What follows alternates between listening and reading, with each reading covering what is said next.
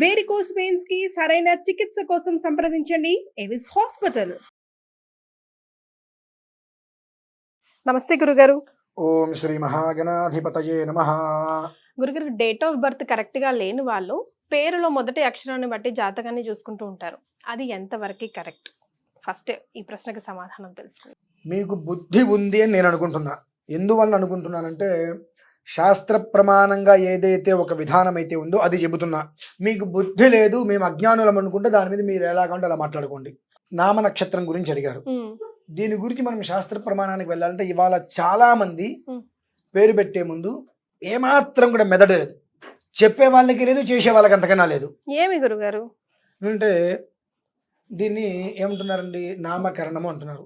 సభాసకల సత్పురుష మధ్యే నామ ప్రకటన సిద్ధ్యర్థం మాసనాంన నక్షత్రనాంన వ్యావహారిక నాంనాచ సత్పుష్కరిష్యే అని మంచి సభ పెట్టి సత్పురుషులందరినీ కూడా పిలిచి వాళ్ళందరి మధ్యలో నామకరణ చెయ్యాలి.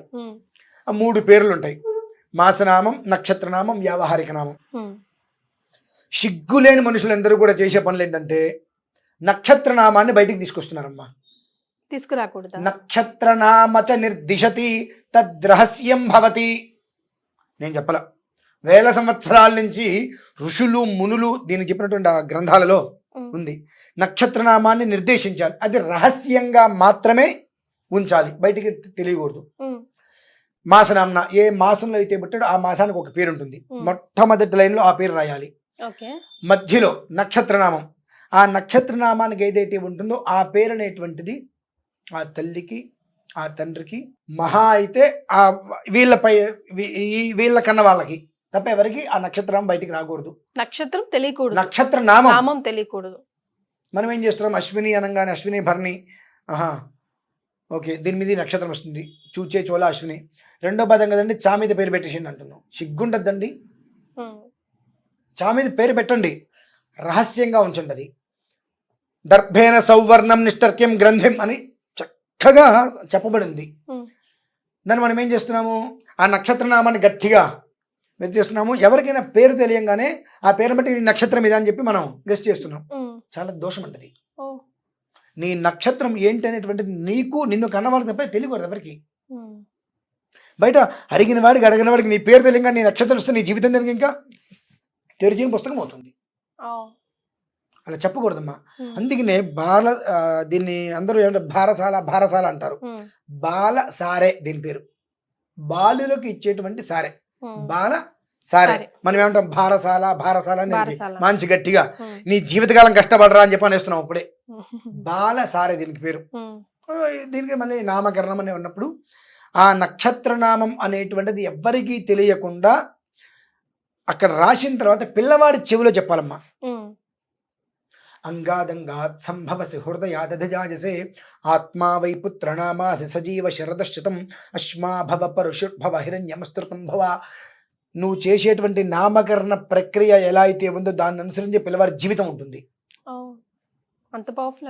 పిల్లవాడు ఎక్కడి నుంచి వచ్చాడు, అంగాదంగాత్ సంభవసి, ఆ ఇద్దరి యొక్క హృదయం తాకినందుకు గాను పిల్లవాడు జన్మించాడు. అంగాతు సంభవసి, ఆ ఇద్దరి యొక్క శరీరాల నుంచి వచ్చిన వాడు ఎవడు, పిల్లవాడు. అమ్మాయి కావచ్చు, అబ్బాయి కావచ్చు. ఆత్మా వై పుత్ర నామాసి, నా ఆత్మే కదా. నువ్వు ఆ రోజు ఆ నామకరణ చేసే విధానం ఏదైతే ఉన్నదో దాన్ని అనుసరించి పిల్లవాడి జీవితం ఉంటుందండి. అది ఎంతమందికి తెలుసు, ఎలా చేస్తున్నారు? నక్షత్రనామం అనగానే ఏం పెట్టారు, నక్షత్రనామం ఇంకా ఫలానా పెట్టేశాం, అయిపోయింది. మాకెలా తెలుస్తుంది మరి? నేను ముందే ఒక మాట అన్నాను, మాలా చెప్పే వాళ్ళకు కూడా సిగ్గు లేదని చెప్పా. మరి మాకు తెలియదు కదా, మేము బ్లైండ్ గా ఫాలో అవుతుంటాం. చెప్తున్నాను, చెప్పే వాళ్ళకి లేదు, వినే వాళ్ళకి అంతకన్నా లేదు. ఇప్పుడు కూడా అమ్మా ఏదైనా ఒక విషయం, మీ పేరేమన్నారండి? కీర్తి. మా కీర్తి గారు, నా మీద మీకు నమ్మకం ఉంది కదమ్మా, మీరు అక్కడి నుంచి కిందకి దూకండి చాలా బాగుంటుందంటే దూకేస్తారా? దూకరు కదా. అంటే నేనేదో చెప్పేశాను నా గొప్పతనం కోసం. అంటే మీరు చాలా బాగుంది నక్షత్రనామం అన్నారు, అసలు ఆ నక్షత్రనామం అనేటువంటిది బయటికి చెప్పవచ్చా చెప్పకూడదా అనేటువంటిది ఏదైనా ప్రమాణాలు ఉన్నాయా అని కనుక్కోవాలి కదా. 3 పేర్లు దేనికోసం అది తెలియాలిగా ముందు, అడగాలి కదండి. 3 పేర్లు దేనికోసం పెడుతున్నారు, మొదటి పేరు దేనికి పెడుతున్నారు, రెండో పేరు దేనికి పెడుతున్నారు, మూడో పేరు దేనికి పెడుతున్నారు అనేటువంటి విషయం తెలియాలి కదా. ఇంకా దేనికమ్మా? ఏమీ తెలియనప్పుడు ఉపయోగం ఏంది, ఎందుకు చేసుకోవడం? వాడి జీవితం దేనికి? ఇంకా అనామకుడు అని పేరు పెట్టచ్చు ఇప్పుడు ఇంకా.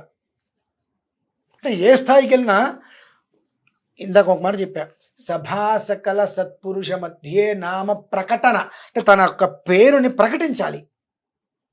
ఏ పేరు? వ్యవహారిక నామం. మాసనామ్న నక్షత్రనామ్న అనేటువంటిది నీకు నీ కుటుంబానికి మాత్రమే. వ్యవహారిక నామం అనేటువంటిది ఇప్పుడు అర్థమయ్యేది చెప్పాలంటే ఆధార్ కార్డులో పెట్టే నామం అది వ్యవహారిక నామం. నీకు ఇష్టం వచ్చిన పేరు పెట్టుకో. ఓకే, ఏ అక్షరంతో అయినా దేన్నైనా పెట్టుకో వ్యవహారిక నామం. వ్యవహారిక నామం అనేటువంటిది అందరికీ కూడా వాడుకలో నీ పేరు తెలియాలి. నీ నక్షత్ర నామం నీ కుటుంబ సభ్యులు మీ నలుగురికి తప్ప ఇంకెవరికి తెలియద్దు. ఓకే, అది నేను చెప్పక్కర్లేదమ్మా. నామకరణ అనేటువంటి ఒక పంచదశ కర్మలలో ఒకటి.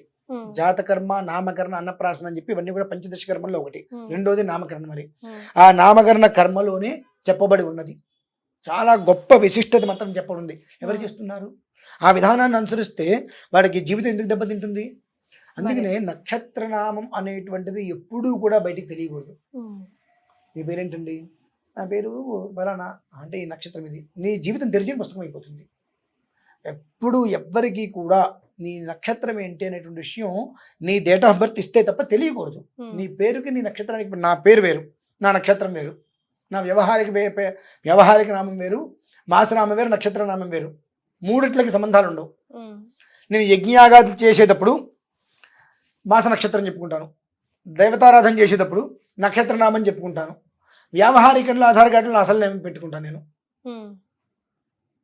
అంటే ఎక్కడ ఏది ఎలా ఆచరించాలనేటువంటి ఒక నియమం ఉంటుంది. ఎందుకు పెట్టాలి 3 పేర్లు? ఒకప్పుడు పెద్దవాళ్ళు డేట్ ఆఫ్ బర్త్ అవి నోట్ చేసుకునేవారు కాదు కదా. సో దాని ప్రకారం ఈ టైంలో పుట్టారు అని వాళ్ళకి చెప్తే, లేదా అప్రాక్సిమేట్ గా చెప్తే అక్షరం ఇచ్చేవారు. దాంతో గుర్తుండిపోతుంది అని ఒప్పుకుంటానమ్మా. ఎప్పటి నుంచి అయినప్పటికీ కూడా ఒక విధానం అనేటువంటి అనుసరించడం మానేశారు. ఏది వాస్తవం ఇవన్నీ ఎవరు రాసుకుంటారు? ఒకవేళ రాసుకున్నప్పటికీ కూడా దాని గురించి పూర్తిగా క్షుణ్ణంగా చెప్పి వినేంత సమయం కూడా ఎవరికి లేదు. పూర్వంలో కొంతమందికి తెలియనప్పుడు ఏం చెయ్యాలి అంటే నీ పిల్లల జాతకం. ఇందాక ఒక వీడియోలో మీకు ఒక మాట చెప్పాను నేను, లగ్న ప్రభావం గురించి చెబుతూ తనుస్థానం, పుత్రస్థానం, భాగ్యస్థానము అన్నా. ఇప్పుడు నేను ఉన్నా అనుకుందాం, నా నక్షత్రం ఏంటో నాకు తెలియదు, మా పెద్దవాళ్ళు ఫలానా సంవత్సరంలో పుట్టాడన్నారు తప్ప మినహాయిస్తే డేటు టైము లేదు. అప్పుడు నేనేం చేయాలి? నా గురించి తెలుసుకోవాలంటే ఒకటి నా పిల్లవాడి జాతకం ఇవ్వాలి నేను. నా పిల్లవారి జాతకం ఇస్తే నా పిల్లవారి జాతకంలో తనుస్థానం అంటే వాడేంటి, వాడి పరిస్థితి ఏంటి, భాగ్యం అంటే వాడి తండ్రి, నా పిల్లవారి తండ్రి అంటే నేనే కదా. భాగ్యస్థానం, ఆ భాగ్యస్థానం ఎలా ఉంది అంటే ఆ ఒక పిల్లవాడి యొక్క తండ్రి స్థానం ఎలా ఉంది అనే దృష్టిలో ఉంచుకుంటే దాన్ని బట్టి ఆ పిల్లవాడి తండ్రి జాతకం మొత్తం మనం చెప్పడానికి వీలుంటుంది. అంతేకాని ఎప్పుడూ కూడా నీ పేరుని తీసుకొని నీ నామం ఇదే అని చెప్పి తెలుసుకొని నీ నక్షత్ర విధానాన్ని తెలుసుకున్నావు అంటే నీ జీవితం వారి చేతిలోకి వెళ్ళిపోయినట్టు రిమోట్. రైట్. నాకు ఇంకో డౌట్ వచ్చింది గురుగారు.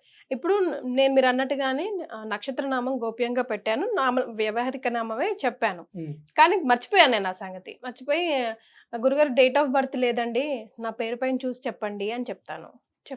అంటే తప్పే కదా, కరెక్ట్ కాదు కదా. అప్పుడు నా జాతకం మీకు తెలియదు కాబట్టి మీరు అడిగారు. నేనేం చేయాలి? కరెక్టేనమ్మా, నామ నక్షత్రం కాదమ్మా, నీ పిల్లలు ఎవరైనా ఉంటే వాళ్ళ డేట్ ఆఫ్ బర్త్ నాకు.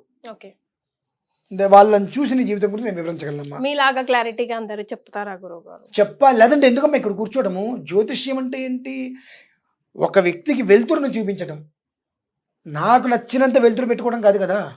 అవతల వ్యక్తి దేని గురించి అయితే వచ్చారో దానికి సంబంధించిన పూర్తి వెలుతురు అనేటువంటిది అతనికి ఇచ్చి పంపించడం. తెలియదు, చెప్పాలి, చెప్పినా వినలేదు, నీ కర్మ అనుభవం చదిలే, నేను చెప్పనమ్మా, నువ్వు విన్నప్పుడు బయట ఎక్కడైనా చెప్పించుకోపోని చెప్పాలి. అది కదండి. అలా కాకుండా మీరేదో నామ నక్షత్రం చెప్పమనగానే చెప్పేస్తే ఎట్లా? ఇంకొక విషయం ఎలా ఉంటుందంటే, ఒకవేళ చెప్పవలసిన పరిస్థితి వస్తే కొంతమందికి భగవంతుడు కొన్ని విద్యలు ఇస్తారమ్మా. జ్యోతిష్ శాస్త్రానికి సంబంధించి పూర్తిగా బాగా శాస్త్ర ప్రమాణం తీసుకొని అనుష్ఠానం చేసుకోగలిగితే వాళ్ళ నుదుటి మీదకి ఒక 15-20 సెకండ్లు వాళ్ళ నుదురు, లలాట స్థానం, కళ్ళు చూస్తే వాళ్ళ జీవితం ఏంటనే విషయం తెలుస్తుంది. అప్పుడు కొన్ని విషయాలు చెప్పవచ్చు. చెప్పినప్పుడు ఆ అవతల విషయాలు ఎవరి గురించి అయితే మనం చెప్తామో వాళ్ళకి ఆ విషయాలు కనుక ఖచ్చితంగా మ్యాచ్ అయితే దాన్ని అనుసరించి ఆ మనిషి ఎంత హైట్ ఉన్నాడు అనేటువంటి విషయాన్ని తీసుకొని రేఖాంశంగా అతని నక్షత్రం ఫలానా అనే మనం చెప్పడానికి అవకాశం ఉంటుంది. అంటే ఒక్కొక్క నక్షత్రానికి ఒక్కొక్క అంశాలు ఉంటాయి. కాబట్టి అతని గురించి ఒక 10 విషయాలు చెప్పినప్పుడు 10 విషయాల్లో అతనికి ఎన్ని వచ్చినాయి. ఉమ్. అంటే అతను ముఖం చూస్తాం, నుదురు, లలాట స్థానం చూస్తాం, కళ్ళు చూస్తాం. చూసినప్పుడు కొన్ని విషయాలు చెప్పినప్పుడు అతనికి అందులో ఎన్ని అయితే మ్యాచ్ అయినాయో దాన్ని అనుసరించి ఒక ఏ నక్షత్రం యొక్క ప్రభావం ఇతని మీద ఉన్నది ఉండవచ్చు. అనే విషయాన్ని దృష్టిలో ఉంచుకొని ఈ నక్షత్రం మీద అవ్వడానికి అవకాశాలు ఉన్నాయి, కాకపోతే మరికొన్ని ప్రశ్నలు వేస్తా అని చెప్పి తర్వాత మీ సంతానాల గురించి కొన్ని ప్రశ్నలు వేసినప్పుడు క్లారిటీ వస్తుందమ్మా. ఓకే, అలా రైట్. అంతేకాని మనం ముందే మాత్రం నా నక్షత్రం ఇది అని మాత్రం బయటకు చెప్పుకోవడం అనేటువంటిది కరెక్ట్ అయిన పద్ధతి కాదు జీవితాలకి. ఎస్, చాలా ఇంపార్టెంట్ పాయింట్ తెలుసుకున్నాం గురుగారు ఈరోజు. అయితే ఏ నక్షత్రం వాళ్ళు ఆర్ ఏ అక్షరం వాళ్ళు ఏ మంత్రం చెప్పిస్తే కొద్దో గొప్ప వాళ్ళకి కలిసి వచ్చే అవకాశాలు ఉంటాయంటారు? 27 నక్షత్రాలు, ప్రతి దానికి బీజం ఓంకారం. ఉమ్. ఓం అనేటువంటి అక్షరంతో నీకు నచ్చిన నామాన్ని జపం చెయ్యి. ఉమ్. నేను ఓం నమ శివాయ చెయ్యండి, నాకు ఓం నమ శివాయ నచ్చదండి, నేను ఓం నమో నారాయణాయ అని అనుకుంటాను అంటారు, నీ ఇష్టం. ఓం అనేటువంటిది ప్రాణబీజం. అకార ఉకార మకార ఇతి ఆ 3 కలిస్తేనే ఓం. ఉమ్. ఇదండి మూడు అకార ఉకార మకార 3 కలిస్తేనే ఓంకారం. ఉమ్. అనేటువంటి ఓంకార శబ్దం వచ్చినప్పుడు ఆ ఓంకారంలో 3 అక్షరాలు కలిస్తేనే ఓం అవుతుంది. అకార ఉకార మకారం ఈ 3 కలిస్తే ఓంకారం అవుతుంది. కాబట్టి ప్రతిదానికి ప్రాణబీజం. ఆ ఓం అనేటువంటి బీజాక్షరంతో నీకు ఏ దేవత అయితే ఇష్టమో ఉమ్. ఆ దేవత నువ్వు ఆరాధించు. ఎందువలన 27 నక్షత్రాలు 33 కోట్ల మంది దేవతలకు అవేగా ఉంది. మరి ఎవరికైనా ప్రాణబీజం ఏంటి? ఓంకారం. కాబట్టి ఆ ఓంకారంతో ఏదైనా ఆరాధించుకో. ఓంకారానికి సృష్టికి మూలం, ఆద్యంతానికి మూలం పరమేశ్వరుడు. ఉమ్. ఆయన్ని ఆరాధించమని చెప్తా. ఉమ్. నాకు అది కాదు, నేను ఇంకొకలా, నీ ఇష్టం. నీ ఇష్ట దేవత ఎవరున్నారు ఆ ఇష్ట దేవతకి ముందు ఓంకారాన్ని తగిలించుకో, ఆరాధించు. భావన అంతే. ముఖ్యం. చాలా సంతోషం గురుగారు, ధన్యవాదాలు. సుమన్ టీవీలో మీ పర్సనల్ అండ్ బిజినెస్ ప్రమోషన్స్ కోసం కింది నెంబర్కి కాంటాక్ట్ చేయండి.